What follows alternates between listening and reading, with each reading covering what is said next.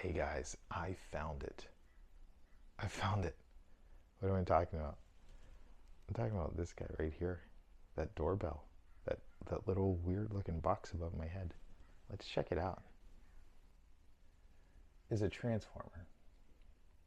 In this particular transformer, um, provides enough power, enough voltage for your Ring camera or your video doorbell.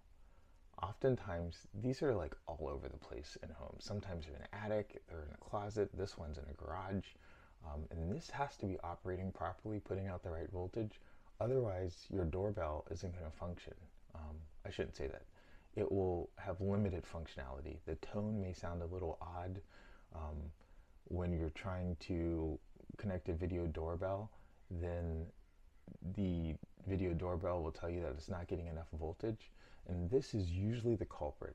Most of the time the wiring is fine, but this little tiny transformer, if you're able to find it in your house, is the problem. Give us a call. If you can't find your transformer in your home, we'd be happy to help you find it. They're in sneaky places, so keep an eye out. But we're skilled, qualified, and we can help you find those and narrow it down, and we'll get it swapped out so that your video doorbell, your smart devices are working properly.